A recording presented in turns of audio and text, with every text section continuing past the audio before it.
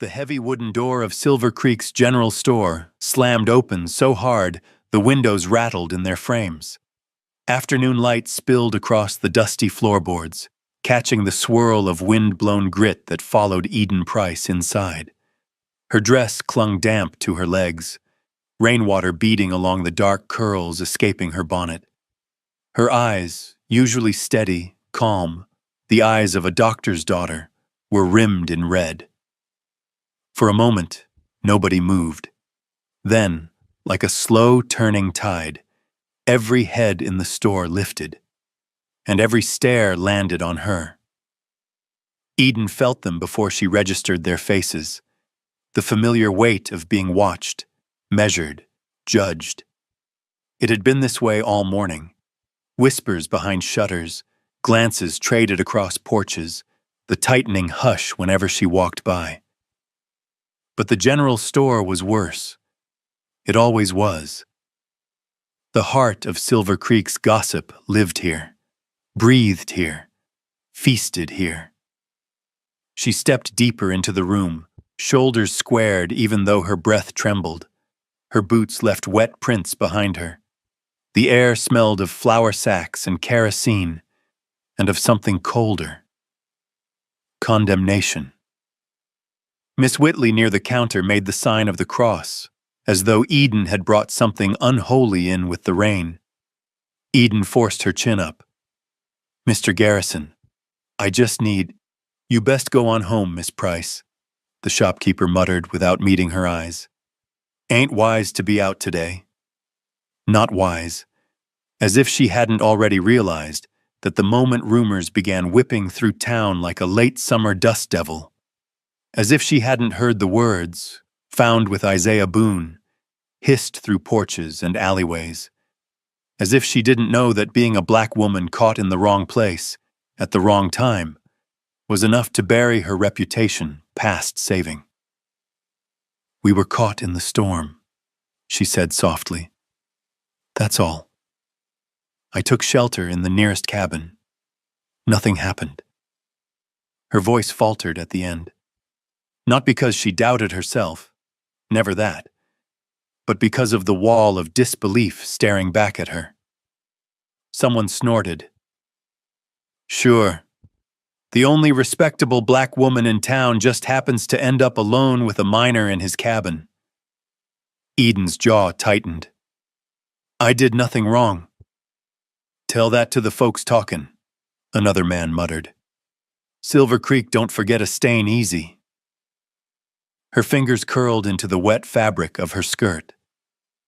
Behind her ribs, something trembled. Rage or fear, she couldn't tell. She thought of her father, Marcus Price, carefully bandaging a ranch hand's arm that morning, pretending not to hear the whispers drifting through the open windows of his clinic.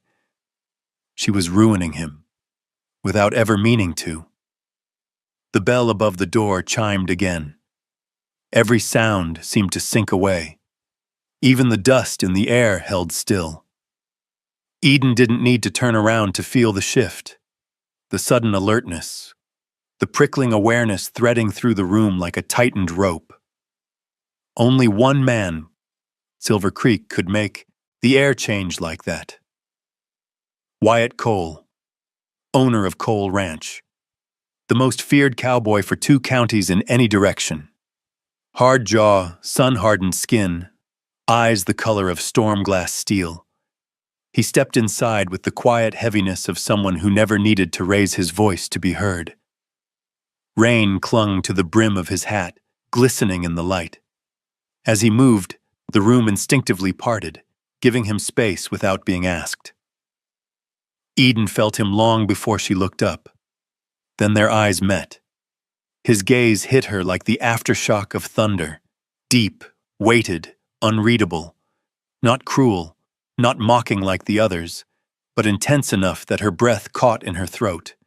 Something flickered there in those gray eyes. Recognition, assessment, a question he didn't voice. She looked away first. He didn't speak to her. He didn't have to. His attention stayed on her longer than it should have. long enough for the whispers to swell behind her again. Eden turned, forcing herself through the aisle, grabbing the small paper parcel she'd come for. A bottle of tonic for her father's patient. Her fingers trembled as she paid. When she brushed past Wyatt on her way out, her sleeve grazed the edge of his coat. A tiny touch, barely a breath. But the brush of contact sent a jolt through her, the kind that came when two storms met in the same sky. Outside, rain dripped from the eaves as she hurried into the street, heart hammering. The world felt too bright, too sharp. The town she had grown up in no longer felt like home. It felt like a noose tightening. She didn't see Wyatt step to the window, watching her go, his eyes narrowing slightly, not in judgment, but in something closer to thought. Night settled early over Silver Creek. Marcus Price sat at the kitchen table, elbows on his knees, face buried in his hands. The lamp flickered weakly beside him. Eden stood near the doorway, unsure whether to comfort him or crumble herself. A knock sounded then, firm, unmistakably certain. Marcus lifted his head. Eden froze. The door creaked open, and Wyatt Cole filled the entrance, raincoat dripping, hat held in one hand, expression carved from stone. "Evenin', Doc," he said quietly. His gaze slid to Eden, then back to her father. "I reckon we need to talk."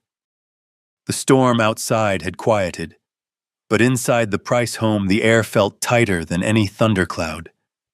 Water dripped steadily from the brim of Wyatt Cole's hat onto the wooden floorboards, each drop a small reminder that nothing about this visit was ordinary. Marcus Price stood slowly from the table, straightening his glasses with hands that were steadier treating wounds than facing the man before him. Eden stayed near the doorway, fingers curled against the frame, her pulse a frantic rhythm beneath her skin.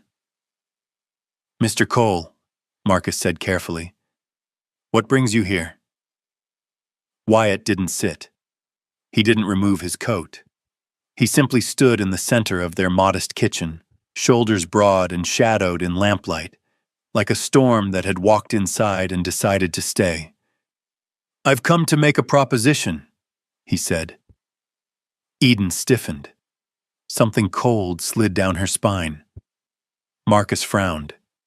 "A proposition?" Wyatt nodded once. "A way to shut the gossip down." The words landed like a hammer in the small room. Eden pushed away from the doorway. "No." Her voice cracked sharp in the air. "I am not a problem to be solved, Mr. Cole." Wyatt's eyes moved to her, not dismissive, not annoyed, but steady in a way that unsettled her more than anger ever could. "No one's calling you a problem, Miss Price." "You just did," she shot back. "You think my life can be fixed with some offer of yours?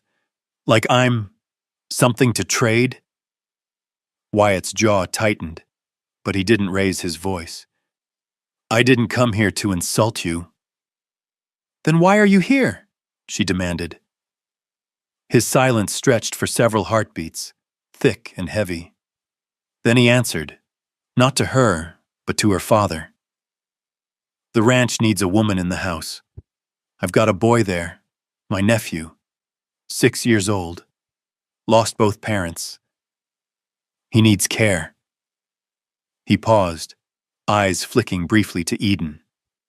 "And I need someone capable of running the home." Eden felt her breath catch, not because of the words, but because of the way he said them. Plain, unembellished, without pretension. A man telling the truth exactly as he saw it. "So you want to hire someone?" Marcus asked. Wyatt shook his head. "A hired hand won't stop the talk. Silver Creek's already decided what it wants to believe." Another pause. Then, with a quiet certainty that felt like a door closing behind them, "A marriage will." Eden's heart slammed into her ribs. Marcus stared at him, stunned. Marriage? Wyatt didn't flinch. Convenience only. Protection. Stability for the boy. And respectability for your daughter. Your daughter. The words made Eden's stomach twist. She stepped closer before she could stop herself. You can't just walk in here and... Wyatt took a half step back. Not much. Just enough to tell her he wasn't afraid of her anger. But he was careful with it. Careful with her. And that somehow infuriated and unsettled her at the same time. You don't even know me, she whispered. I know plenty. His gaze held hers, steady as iron. I know you help your father tend half this town. I know you teach the miners' children their letters after Sunday service. I know you stand straighter than most folks even when you're hurting. A breath. And I know you didn't do a damn thing wrong. Eden's throat tightened. She hated that those last words almost broke her. So that's it? She asked quietly. You need a housekeeper, a caretaker, and I need a shield. Her voice hardened. I will not be bartered. Wyatt's jaw shifted. I'm offering a way out. That's all. His voice softened unexpectedly. The choice is yours. Silence pressed in from all sides. The ticking of the wall clock suddenly felt too loud. Eden could see her father's fear. Fear that the scandal would ruin the patients who trusted him. Fear for her future. Fear that one bad rumor could swallow everything they had built. The town wanted her gone. San Francisco was far away, too far to take her father with her. But a marriage to Wyatt Cole? A man known for fists and silence? For solitude? For never bending to anyone? Her stomach twisted with conflict. She looked at him, really looked, and saw no desperation in his expression, no hunger for gossip, no judgment. Just a man who made decisions the way he rode, straight, unflinching, unwilling to circle around a problem when he could ride straight through it. Why me? She asked finally.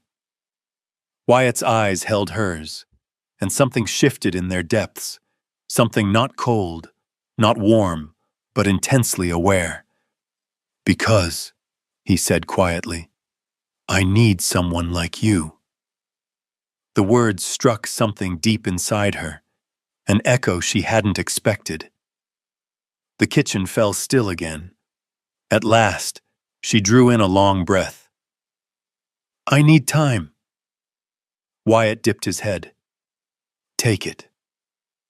He stepped back toward the door, pausing only once, his gaze flickering to hers, slow and searching, as if memorizing something he had no right to memorize. Then he left, boots fading down the porch steps, the door clicking softly closed behind him. Eden sank into the nearest chair, heart shaking. She had asked for time, but it was his eyes, quiet, steady, impossible to forget, that followed her long after he was gone. The decision, when it finally came, felt less like a choice and more like a surrender to the only path left that did not splinter her father's life in two. Eden spent the night awake, listening to Marcus Price move restlessly in his study, the weight of the town's judgment pressing on both of them like the humidity before a storm. By sunrise, she knew, not for herself, never for herself, but for the man who had raised her with tenderness in a land that often carried none. I'll do it, she whispered. Her father's eyes shone with pride and heartbreak. He held her as if she were still a little girl who ran to him after scrapes and bad dreams. You are stronger than any of them, he murmured into her hair. But I wish strength weren't required of you. Eden smiled through the ache. It always has been. Wyatt arrived before noon, He stood at their doorstep with his hat in hand, boots dusted from the trail, eyes steady but unreadable. Yet something flickered when Eden stepped forward. A subtle shift, like a gust of wind brushing the edges of a flame. "You're certain?" he asked quietly. "I am," she said, her voice level. Wyatt nodded once. No triumph, no satisfaction. Only acknowledgement, like a man accepting the end of a long day's work. And though Eden expected fear, all she felt was clarity. The wedding was held in the tiny church on the south end of Silver Creek. The sunlight slanted through the windows in dusky gold, catching motes of dust that floated like drifting ash. There was no crowd, only Reverend Kingsley, her father, Wyatt's foreman, and two neighbors who'd been pulled from their chores to serve as witnesses. Small, silent. A ceremony fit not for celebration, but survival. Eden wore a simple cream dress she had altered the night before, hands trembling as she stitched new seams into old fears. Wyatt stood beside her in a clean white shirt and black vest, shoulders straight, jaw clenched as though holding something in place. "Do you, Wyatt Cole?" Reverend Kingsley began. Wyatt's reply was quiet, low. "I do." "And do you, Eden Price?" Her voice nearly caught, but she forced it through. "I do." When Wyatt reached for her hand to slip the ring onto her finger, his calloused fingertips brushed her skin. He flinched, barely, but enough for her to feel the tremor travel up his arm. His hand. The hand of a man who had faced outlaws, tornadoes, stampedes, yet it trembled when it touched hers. Her breath faltered. Then came the kiss. It was supposed to be ceremonial, barely more than a brushing of mouths. But the moment their lips met, the world seemed to still. It lasted no longer than a heartbeat, but the jolt of warmth that shot through Eden's chest lingered long after they parted. When she stepped back, she had to steady herself. Wyatt's eyes flicked away as if the contact had unsettled him too. The wagon ride to Cole Ranch stretched across endless plains and rolling red earth. The ranch emerged slowly from the horizon.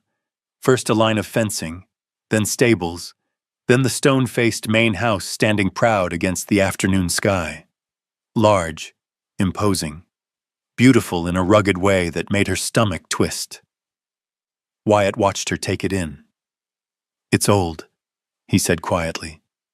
"Built by my father." "It's vast," she managed. "You'll get used to the space."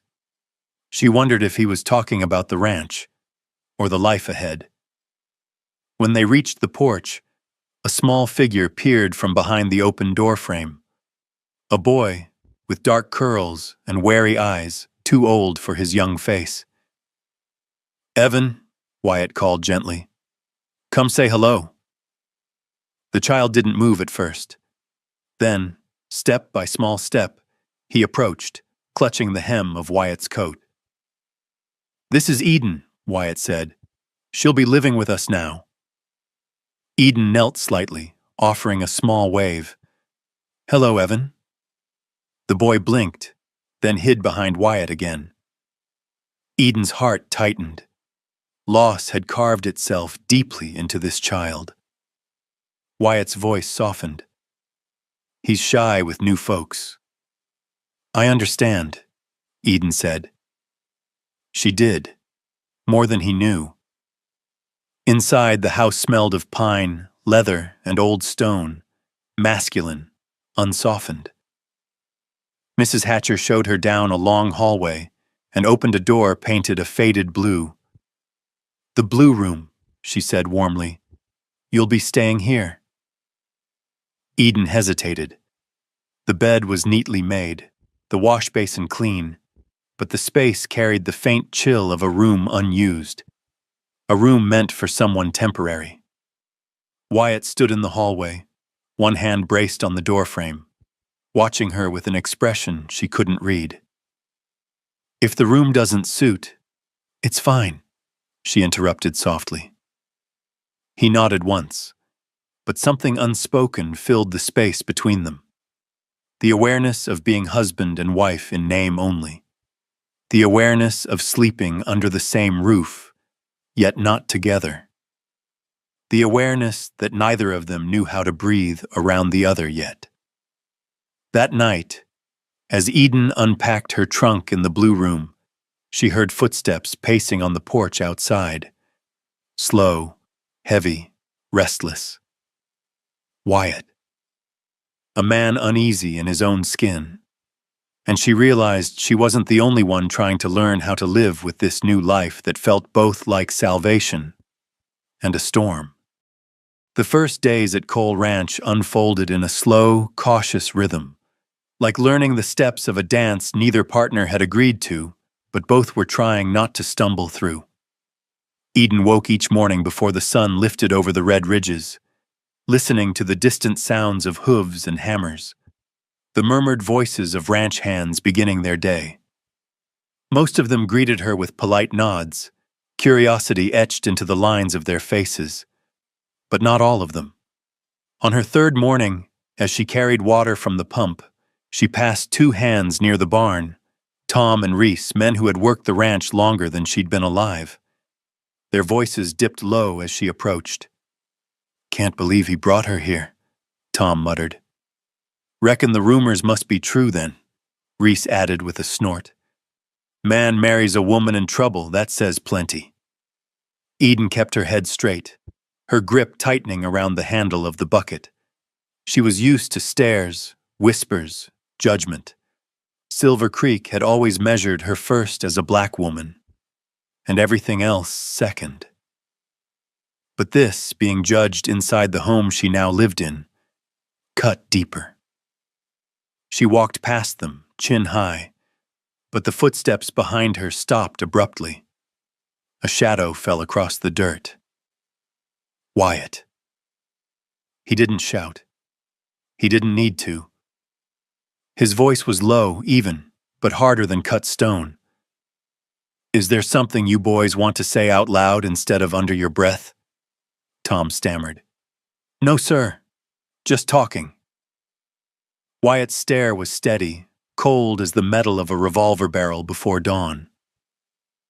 "Then talk about something else. Or don't talk at all." Silence. The men backed away. Eden said nothing, but when she walked ahead, Wyatt's eyes followed her. Not with possession, not with pity, but with a quiet, fierce protectiveness she didn't know how to accept. Evan was easier. The boy hovered at the edge of rooms the way shadows cling to a wall, present, but afraid to draw attention. He trailed behind her from a distance, studying her with solemn eyes too old for his 6 years. One afternoon, she found him sitting beneath the cottonwood tree near the corral, knees tucked to his chest. "May I sit?" she asked gently. He shrugged without looking up. Eden settled beside him, letting the breeze carry soft strands of her hair across her cheek. After a moment, she opened the storybook she had brought from town and began reading aloud. Her voice threaded through the yard like a warm river, steady, patient, unfailing. Evan leaned closer. The next day, she gently combed his tangled curls while he clutched his wooden horse to his chest. The day after that, when she found him crying quietly behind the porch post, she knelt and wrapped her arms around him. He resisted at first, his small shoulders stiff, breath hitched. Then something inside him broke open. His arms clamped around her neck, holding tight, as though afraid she might vanish if he loosened his grip. Eden's throat tightened. She held him until his shaking eased, her cheek pressed against the crown of his curls. Neither of them saw the figure standing a distance away, leaning against the barn door. Wyatt. His face was unreadable at first. Then slowly, quietly, something softened, as if a piece of armor he'd worn for years had just loosened. He didn't move or interrupt. He simply watched, jaw working once, gaze fixed on Eden with a kind of astonished tenderness, as though he was seeing the beginning of something he hadn't believed possible.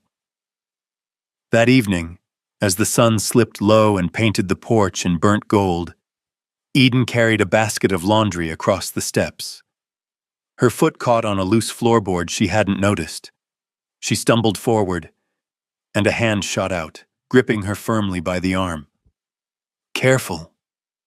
Wyatt stood inches away, his touch solid, warm from the day's sun. I'm fine, she breathed, though her pulse thundered in her ears. He didn't release her immediately.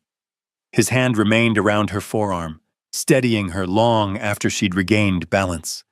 His thumb rested just above her wrist, where her pulse beat fast beneath her skin. For a suspended moment, neither of them moved.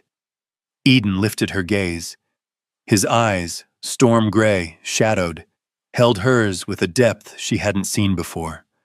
Not cold, not distant. Something else entirely. Something dangerously close to gentle. When he finally let go, it was slow, reluctant almost. Watch your step, he murmured. She swallowed. I will. He turned away first, but the air between them stayed charged, lingering like heat after lightning. Later, in the quiet of the blue room, Eden touched the place where his hand had been. Her mind retraced the moment, the warmth of his grip, the steadiness of it, the way he had held on just a heartbeat too long. Wyatt Cole was not cold.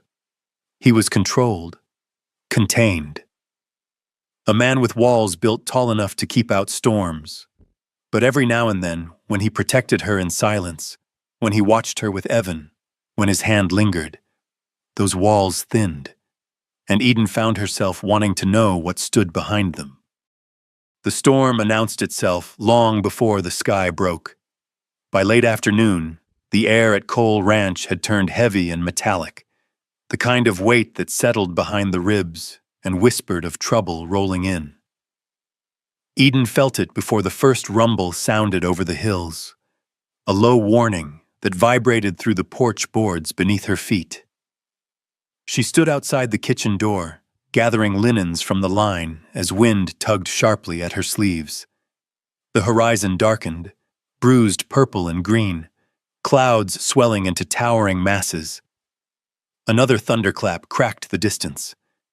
Eden flinched. She hated storms, not the rain, but the violence in the sky, the way sound tore the air open. Before she could pull the last sheet down, a stronger gust snapped the cloth from her hands, flinging it across the yard. Lightning brightened the world for a heartbeat. And Wyatt was still not home. He had ridden out before dawn with 2 ranch hands to check the far pastures. Eden kept telling herself he was capable, experienced, unbothered by weather. But every rumble felt like a fist tightening in her stomach. Evan appeared beside her, clutching her skirt with wide eyes. Is Uncle Wyatt coming back? Yes, Eden said softly, resting a hand on the boy's head. He's coming home. She hoped it wasn't a lie. Dusk fell sharply as the storm crashed over the ranch in a sheet of rain. The windows rattled, the roof creaked. Eden carried Evan into the parlor, lighting a second lamp to push back the dark. A flash ripped across the sky, white and brutal. Evan buried his face in her side. Eden wrapped an arm around him, brushing her thumb over his shoulder in slow circles. It's just noise, she whispered. We're safe inside. But even as she said it, she listened for hoofbeats with every shifting breath. They didn't come. Not for another hour. not until the storm had peaked. Then, faint beneath the roar of wind, came the sound she'd been straining for, the pounding of a horse tearing across wet ground.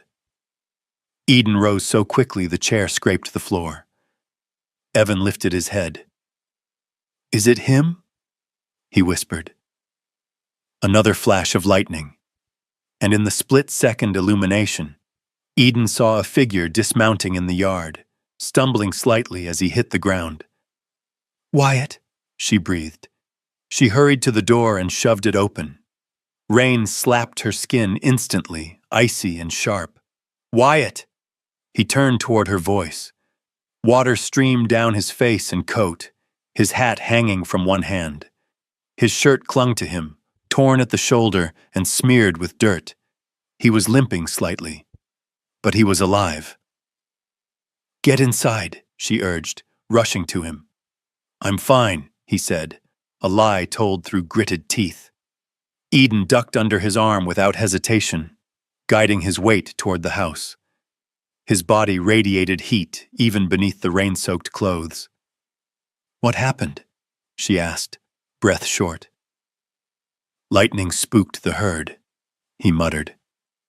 "One of the colts bolted toward the ravine. I grabbed him, got thrown into a rock for the trouble." "You're hurt," she said sharply. "Just a scrape." "It's not just anything," she snapped. He huffed something close to a laugh, but pain flickered across his face as another flash lit the yard. Inside, she guided him to a chair near the table. Evan hovered anxiously until Wyatt managed a tired smile. "I'm all right, kid." Eden fetched the medical kit and knelt beside him. When she pushed aside the torn fabric of his shirt, she saw the scrape, long, raw, bleeding slowly. Lightning cracked again. She flinched. He noticed. "You all right?" he asked quietly. "I'm fine," she said, though her hands trembled as she cleaned the wound. Wyatt didn't miss it. His gaze stayed on her face longer than necessary, searching for whatever she kept hidden. When she pressed a cloth soaked in antiseptic to his skin, he sucked in a breath, not from pain, but from the proximity. Eden could feel his warmth, his breath brushing the side of her throat, the low rumble of his heartbeat beneath her fingertips. She swallowed. "Hold still," she whispered. "I am." But he wasn't. Not really. His hand lifted, fingers curling lightly around her wrist. The touch was instinctive, unthinking, yet it sent a tiny tremor through her. "You don't have to," she began. "Let me," he murmured. His grip wasn't tight, just steady, a grounding weight, a silent thank you. When she finished wrapping the bandage, she eased back slightly, suddenly aware of the thunder quieting outside. The storm was passing. "Thank you," Wyatt said, voice low. 2 simple words, but they struck her deeply because men like him, men who carried storms inside them, didn't give thanks lightly. Dinner was simple that night. Stew reheated over the stove, warm bread Eden had baked that morning. They ate at the table, Wyatt moving carefully, but insisting on joining them instead of resting. Evan chattered through bites of stew, telling a story about a rabbit he'd seen that morning. Wyatt pretended not to smile, but Eden saw it, the small twitch at the corner of his mouth. She found herself smiling too. Watching them, this rough, quiet man, and the child who adored him, something inside her softened further. And when lightning flashed far off in the distance, fading into harmless sky, she realized the truth with a jolt. Wyatt's safety mattered to her more than it should, far more than she was ready to admit. The accident happened so quickly that Eden barely understood what went wrong. She had been helping Evan fill a small bucket near the pump, His idea, a task he insisted he was big enough to do now. He leaned too far forward. The bucket tipped, and as Eden reached to steady him, her boot slipped on the wet stone. Her ankle twisted sharply beneath her, and she hit the ground with a choked cry. Pain shot up her leg in a hot rush. Evan gasped. "Eden!" She tried to sit up, teeth clenched, but another wave of pain forced her back. Before she could catch her breath, heavy footsteps pounded across the yard. Wyatt was running, truly running, faster than Eden had ever seen him move. He dropped to his knees beside her, breath ragged. "What happened?" he demanded, voice crackling with fear. I slipped," she murmured. "I'm fine." "You're not," he said too sharply, as if the idea of her hurting cut something raw inside him. His hands slid beneath her with startling gentleness, lifting her as though afraid she might break. Eden startled at the sensation. His strength, the heat of his chest against her cheek, the pounding of his heartbeat thundering beneath his ribs. "Wyatt, I can walk." "No," he said, already striding toward the house. "You're hurt." But what struck Eden wasn't the firmness in his tone. It was the tremor beneath it. He set her down carefully on the parlor sofa, breath still uneven. His hands hovered near her shoulders for a moment, as if unsure whether he had the right to keep touching her. Evan stood close, teary-eyed, until Eden cupped his cheek. "I'm all right, sweetheart," she whispered. Wyatt's jaw flexed as he examined her ankle. "It's swelling fast. I'll wrap it." His fingers brushed her skin, steady but tender.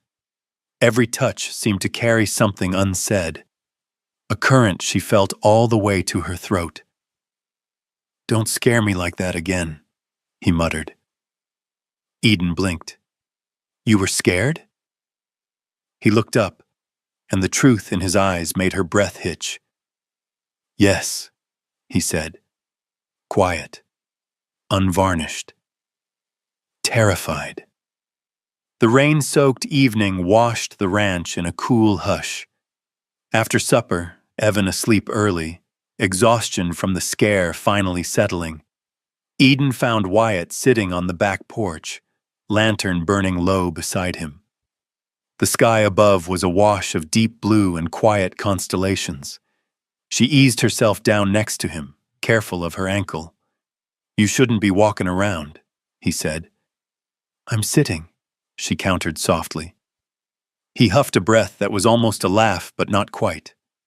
They sat in silence for a long while, the kind of silence that held its own warmth. Eden watched the lantern's glow flicker across his profile, the strong line of his jaw, the faint stubble catching golden light, the weariness lingering in the set of his shoulders. "Wyatt," she said quietly, "today, when you saw me fall, what were you thinking?" He didn't answer right away.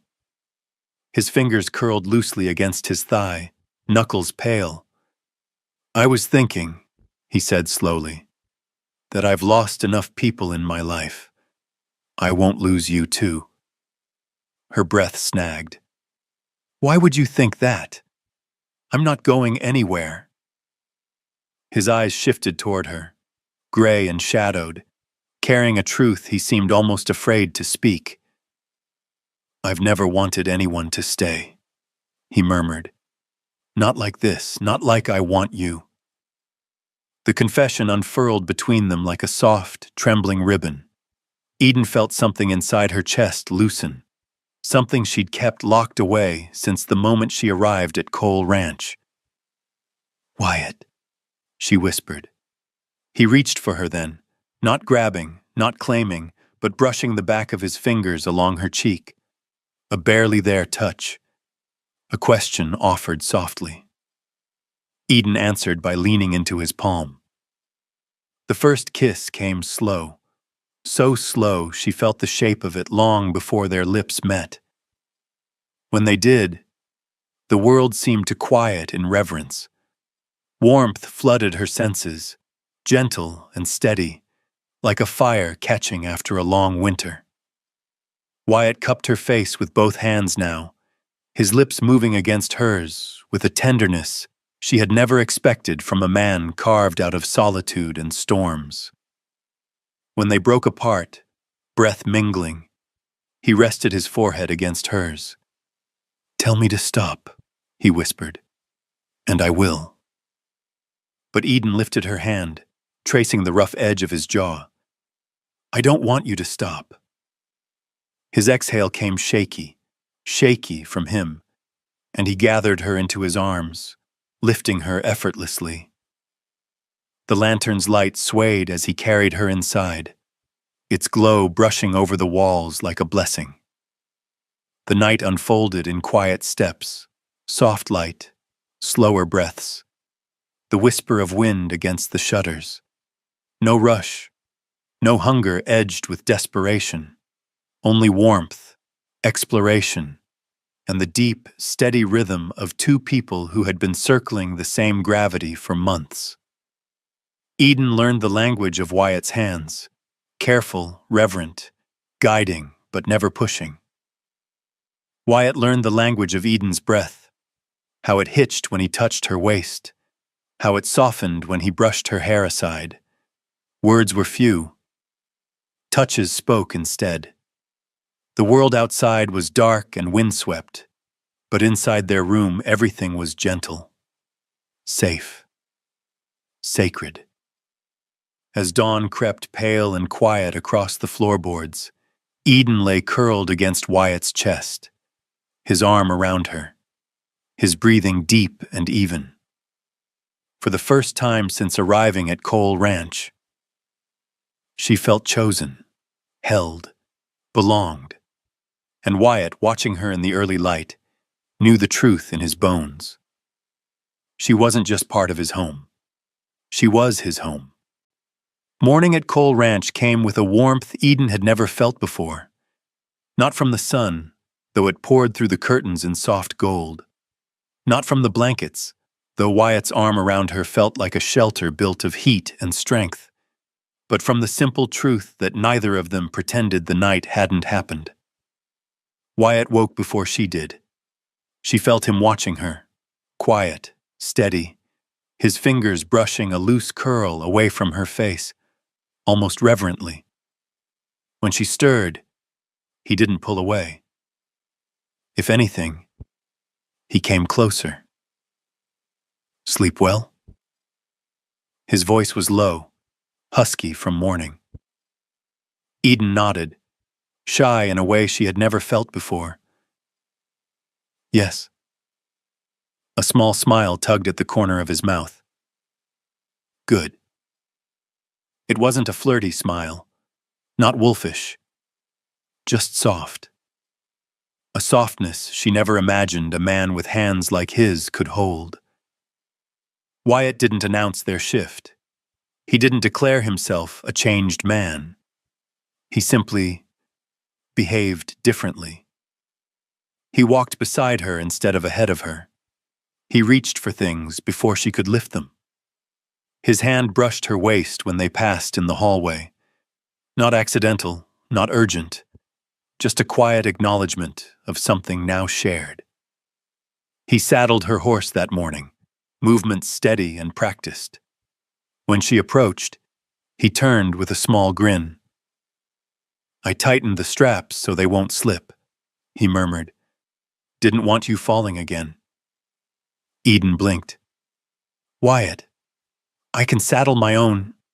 "I know," he cut in gently, "but I wanted to." And before she could answer, he reached to adjust the edge of her shawl, fingers lingering at her shoulder. It wasn't possessive. It wasn't a claim. It felt like a promise whispered through touch. The ranch hands noticed quickly. Wyatt Cole, the man known for curt nods and colder silences, spoke softer when Eden was near, smiled more. And once, while she bent to pick up a fallen bucket, He stepped behind her and rested a hand at the small of her back, steadying her, just because he wanted to touch her. The men shared looks but said nothing. No one dared. Evan, however, didn't hesitate to say everything. He climbed into Eden's lap during lunch, a habit he'd formed slowly over the past weeks. But today he burrowed into her chest with full trust. "Cookie says I can help plant the new carrots," he mumbled, words muffled against her dress. Eden stroked his curls. "That sounds wonderful." He pulled back, studying her with big brown eyes, before whispering it for the first time. "Mama Eden." Her breath caught. Not Mama, not Miss Eden. "Mama Eden." She looked instinctively toward Wyatt. He froze mid-motion, spoon suspended above his bowl, eyes locked on her. He didn't correct Evan, didn't blink. Something tender, deep, stunned, passed through him. Eden pressed a kiss to Evan's forehead. "I'd like that very much," she whispered. Wyatt let out a slow exhale, as if the words settled something in him. That afternoon, a shadow returned to Silver Creek.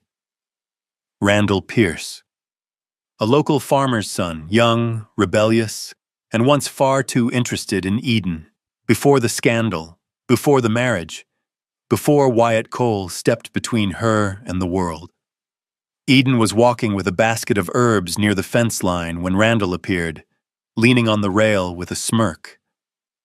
"Well, if it isn't Eden Price," he drawled. "Heard you got yourself tied to the Cole ranch. Didn't think you'd settle for a man like him." She stiffened. "Randall, don't start." He laughed, a mean little sound. "You know, folks say he only wanted you to fix his reputation. Can't imagine a man like Wyatt Cole wanting a—" He didn't finish, because a shadow eclipsed him. Wyatt had appeared without a sound, broad-shouldered, jaw clenched, eyes storm-dark. "Is there a reason you're talking to my wife?" Wyatt's voice was low, controlled, too controlled. Randall straightened, but bravado faltered under Wyatt's stare. "Just catching up," he muttered. "Didn't know she needed permission to speak." Wyatt took one step closer. "She doesn't," he said calmly, "but she doesn't need bother either." Randall snorted. "Didn't think you'd be the jealous type, Cole." Wyatt didn't blink. "I wasn't." His gaze flicked to Eden, gentle, almost apologetic. "Until her." Randall faltered at the quiet conviction in the cowboy's voice. He stammered something unintelligible and backed off the fence, leaving faster than he came. Eden watched him go, stunned. Wyatt turned to her. "You all right?" he asked softly, reaching to adjust the basket in her arms. "Yes," she said. "But you didn't have to do that." "I know," he replied. His hand brushed her arm. "But I wanted to." There it was again, those quiet words that meant more than any grand gesture. Eden's heart tightened, warm and unsteady. Wyatt gave her a small nod, then walked back toward the barn, but not before letting his fingers trail down her forearm, a touch soft as a whisper, a touch that said everything he wasn't ready to voice yet. And Eden, watching him go, realized she didn't want him to hide it. The wind on Red Hill always carried a strange whistle, a thin note that rose from the red earth and cut through the valley like a warning. Wyatt had mentioned it once, offhand, as if the hill itself had moods. But Eden never understood until the day everything went wrong. The cattle drive had gone smoothly that morning. Wyatt rode ahead with two hands, guiding the herd toward the north pasture before the summer heat set in. From the ranch yard, Eden could see specks of movement across the wide expanse. Wyatt in his black hat, steady in the saddle, Evan waving from the fence rails, calling out, Uncle Wyatt, ride fast! It should have been an ordinary day, until the whistle on Red Hill shifted, sharper, almost a cry. Eden looked up just as a streak of lightning split the distant sky, far off, too far to be real danger yet. But the cattle sensed it first. A ripple of unease moved through the herd, hooves stamping, tails flicking. One steer bolted, then another. Wyatt swung his reins to cut them off. But his horse panicked at the sudden thunderhead, rearing violently. Eden's breath froze. A shout tore across the field, carried thin by the wind. Then Wyatt fell, not backwards, not to the side, straight down the slope of Red Hill, a tumble of dust, a crash, a sickening silence. Eden didn't remember running. She only remembered the scream that ripped from her throat, raw, terrified.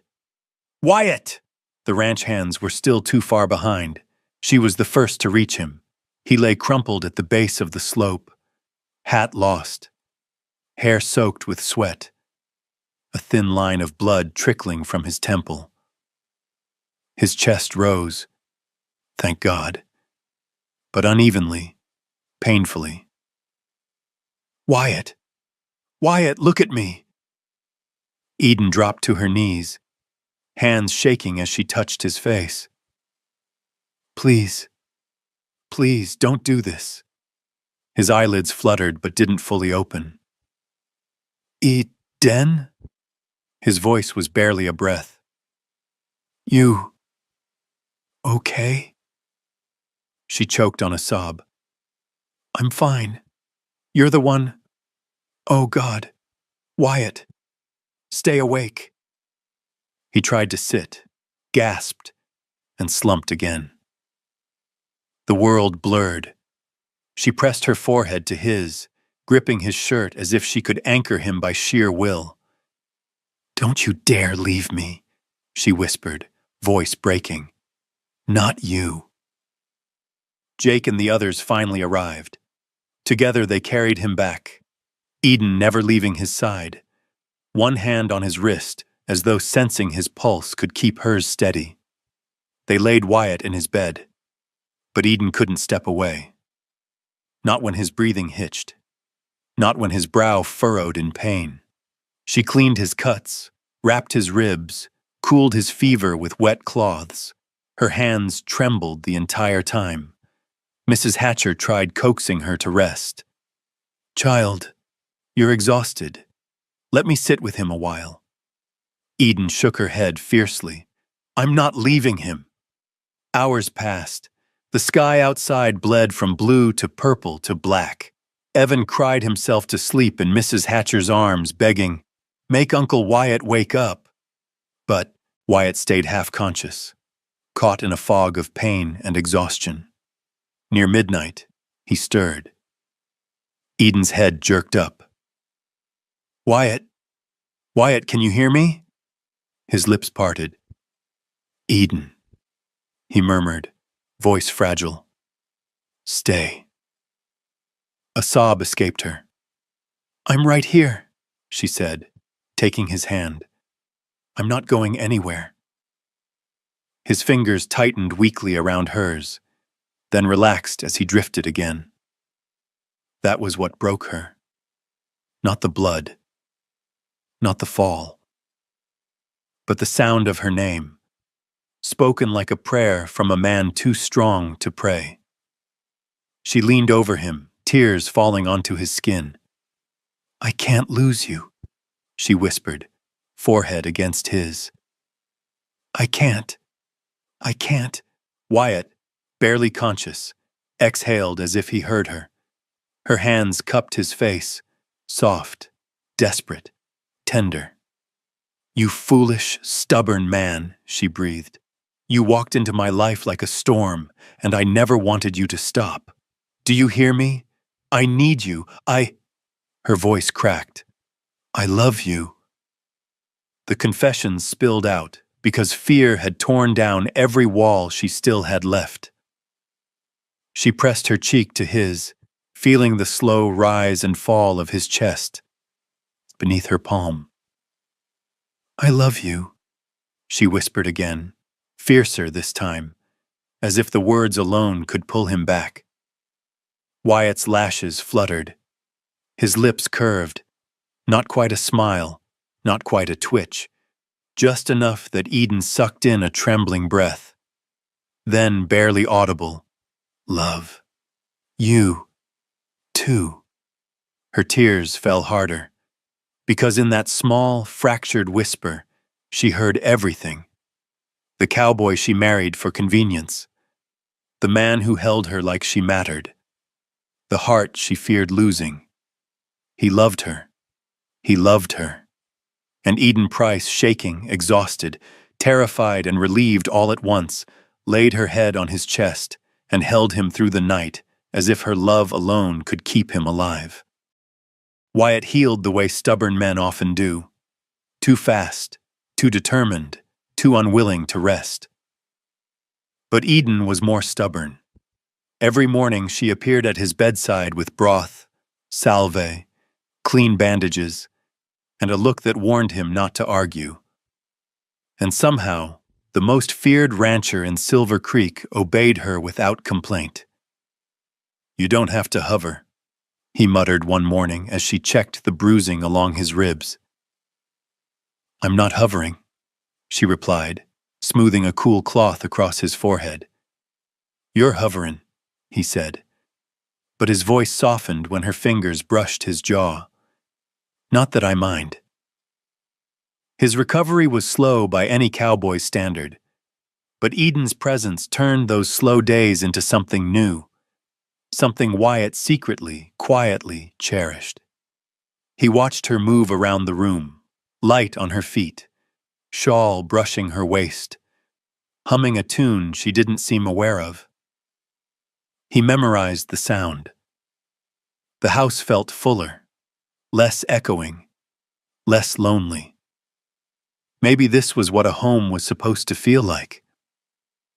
While Wyatt's injuries kept him indoors more than he liked, Eden stepped into the rhythm of the ranch with a growing certainty. Her presence shaped the days in ways even she didn't realize.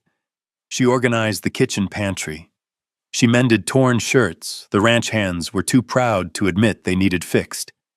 She started teaching Evan how to read using old books Wyatt thought no one cared about. One morning, two neighbor children, Timmy and Clara, showed up shyly at the gate. "Eden," Clara whispered, holding a handful of wildflowers.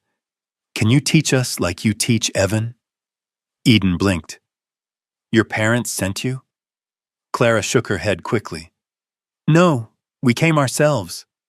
Eden knelt to their height, brushing Clara's curls away from her face. "Of course," she said. "Come tomorrow morning." By the end of the week, 5 children sat on blankets under the oak tree, Eden leading them through letters and stories while Evan listened with glowing pride. Wyatt watched from the porch, arms folded, a deep ache blooming in his chest. She isn't just fitting in. She's changing this place. She's changing me. A few days later, Wyatt surprised her. "Come with me," he said, still moving gingerly as he led her behind the barn. "What are you up to?" Eden asked, suspicious but smiling. "You'll see." He stopped beside a small fenced patch of earth, freshly tilled, rich, ready. Eden stared. "Wyatt, this wasn't here before." "Figured you might want a place," he said, rubbing the back of his neck, suddenly self-conscious. "For your herbs, or flowers, whatever you like to grow." "But why?" Eden asked, her voice soft. Wyatt looked at her then, not with the intensity of desire, not with the guardedness he showed strangers, but with a quiet certainty. "Because you keep bringing life wherever you go," he said. "Thought you ought to have a space that's yours." Her throat tightened. No man had ever done something like this for her, not out of obligation, not out of pity, but from a place of quiet thoughtfulness. She reached out and touched the fence post. Her fingertips trembled. "It's beautiful," she whispered. Wyatt swallowed. "Good." Eden turned toward him, stepping close. The nearness felt natural now, like the space between them didn't exist unless they chose to acknowledge it. "Wyatt," her voice softened. "I never thought I would say this, but..." He waited. "I'm happy here." The words left her gently, but they landed in Wyatt like an earthquake. Happy. Here. With him. A slow smile tugged at the corner of his mouth. Small, rare, real. "I know," he murmured. "Do you?" Eden asked, brows lifting. He shrugged one shoulder. "Been seeing it. In how you look around in the mornings. In how Evan sticks to you like burrs. In how the house feels different when you're in it." Eden's breath caught. "And what about you?" Wyatt met her gaze steady. "I'm happier than I've ever been," he said simply. Her heart fluttered, soft, warm, blooming like the flowers she'd soon plant in the garden he built for her. That evening, the ranch glowed in the waning light. Eden watched Wyatt and Evan on the porch, Wyatt resting his hand on the boy's shoulder, Evan chattering excitedly about the day's lesson. When she stepped outside, the conversation paused. "Mama Eden," Evan called, running into her arms. Wyatt's eyes softened at the sight. She brushed Evan's hair, then glanced at Wyatt. "Are you feeling well enough for dinner on the porch?" she asked. "I am if you're cooking," he replied. Her smile came easily, naturally, like something that belonged here. Wind rustled through the grass. The sky shifted to gold and rose, and Eden realized this ranch was no longer a place she survived. It was a place she lived, a place she loved, a place that, piece by piece, was becoming hers. Autumn settled over Silver Creek in a hush of gold and dust. The air cooled, the sky stretched wider, and life at Cole Ranch moved with a steady, content rhythm until the past found a way to break through. It began on a quiet Thursday morning. Eden had just finished her lessons under the oak tree when she noticed a stir along the main road. Whispers sliding from porch to porch, faces pressed to windows, boots gathering outside the mercantile. It was the kind of murmuring that spread fast in small towns, the kind that carried trouble. Eden felt the shift before she heard the name. Isaiah Boone's back. She froze. The children kept chattering happily around her, but her pulse thudded in her ears. Isaiah Boone, the miner she'd taken shelter with during the storm, the man whose presence had ruined her reputation, the reason she'd been driven into Wyatt's orbit, into marriage, into scandal, into unexpected love. Eden steadied her breath. "Silver Creek can't hurt me again," she tried telling herself. But memory carried sharper teeth. Boone arrived at the ranch gate just before noon. The sight of him, dusty boots, unshaven jaw, a swagger he hadn't earned, made Eden's stomach twist. He leaned one arm over the gatepost and smirked when she stepped outside. "Well, look who's livin' grand," he drawled. "Didn't think you'd land yourself Cole Ranch after all that fuss."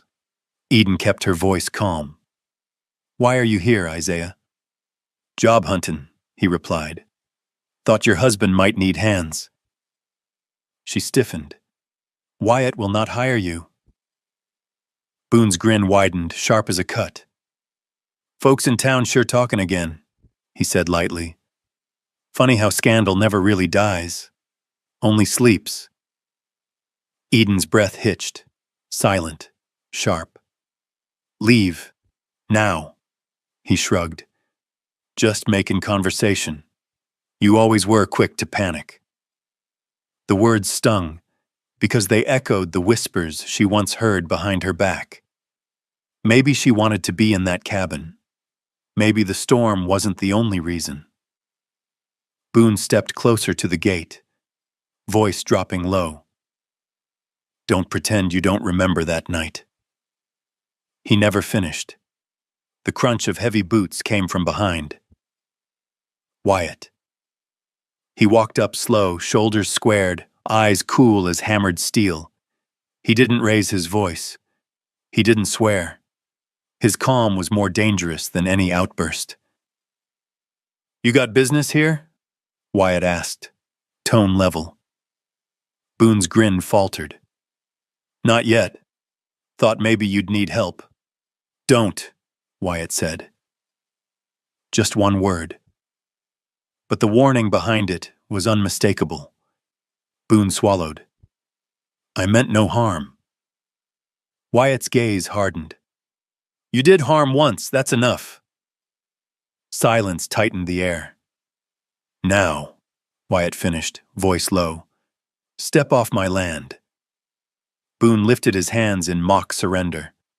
Fine, fine. No need to get riled. He backed away, but before he turned, his eyes flicked toward Eden. Town's already talking. Thought you should know. Wyatt took half a step forward, a movement Boone felt like a threat. Boone left quickly. Only when he disappeared down the road did Wyatt finally turn to Eden. You all right? He asked. Eden's hands trembled. She hid them in her skirt. I hoped I'd never see him again. Wyatt's expression softened, concern deepening the lines around his eyes. He can't touch you, he said. Not here. But people will talk, she whispered. They always do. Wyatt reached out and touched her arm, not possessively, not publicly, but with a quiet, grounding certainty. Let them, he said. They don't know you, I do. Her throat tightened. I don't want to drag you down with old rumors. Eden, Wyatt said firmly, stepping closer. I married you knowing everything the town said.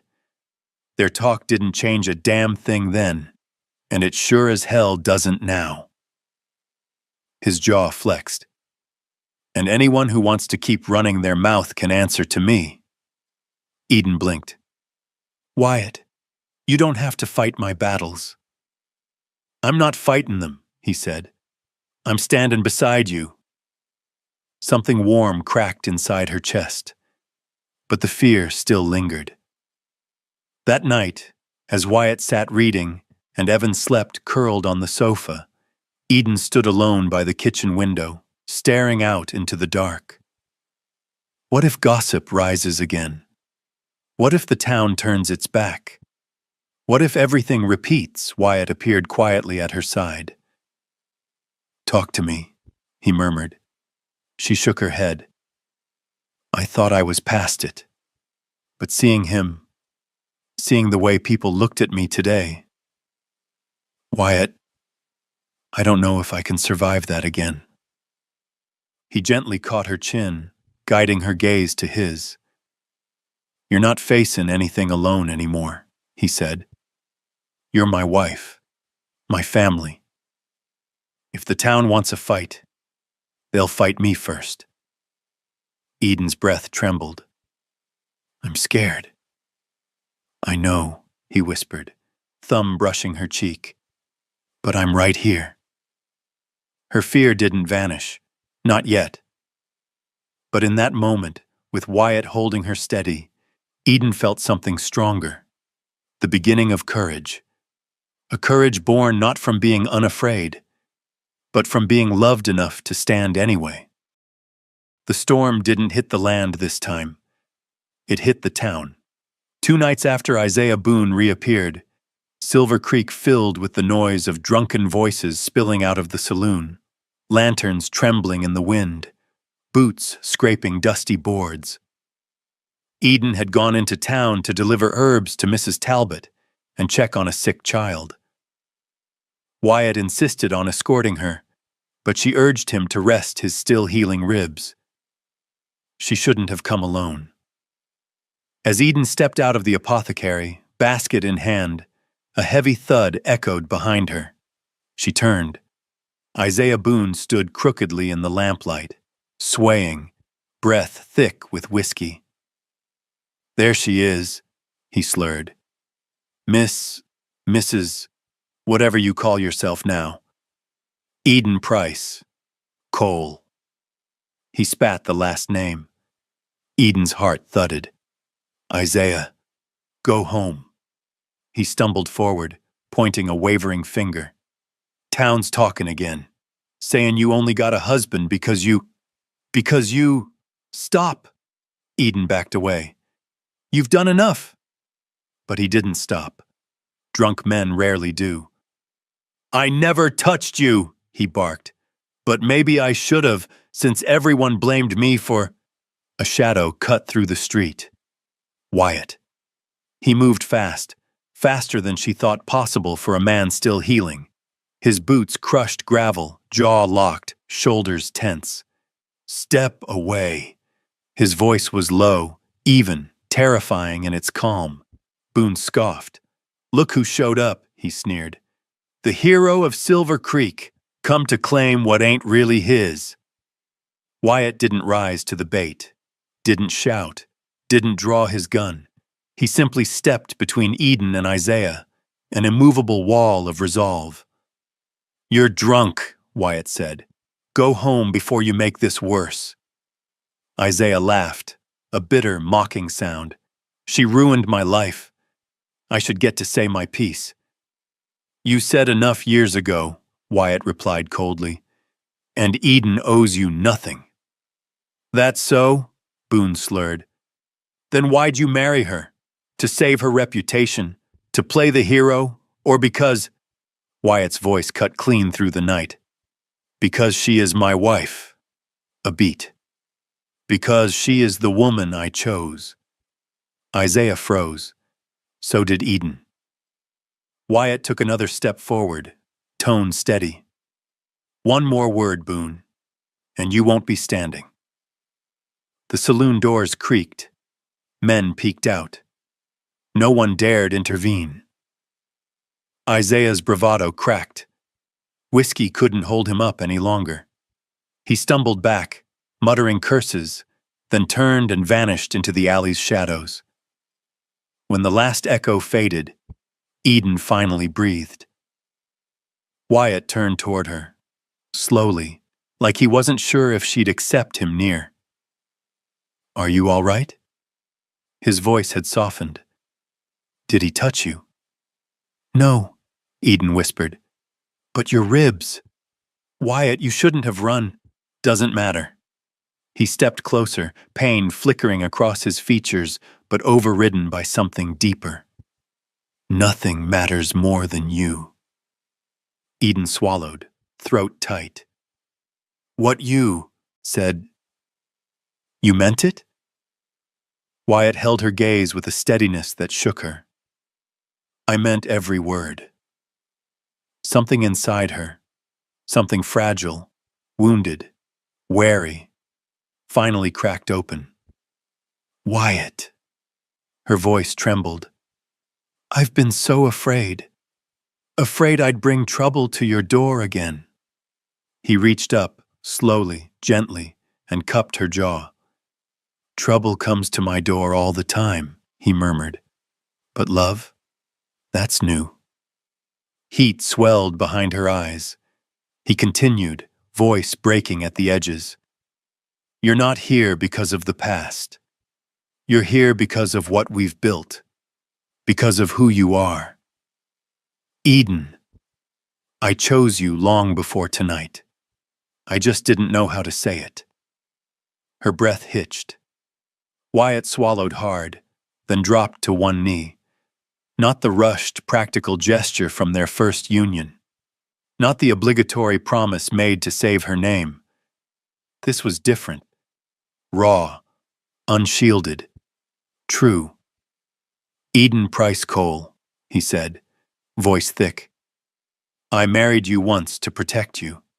But now I'm asking you to stay because I love you, because I want a life with you, not out of duty, but out of choice. Tears spilled down her cheeks. "Will you?" His voice wavered just slightly. "Marry me again? Not for the town, not for protection, but for us." Eden knelt too, her hands covering his.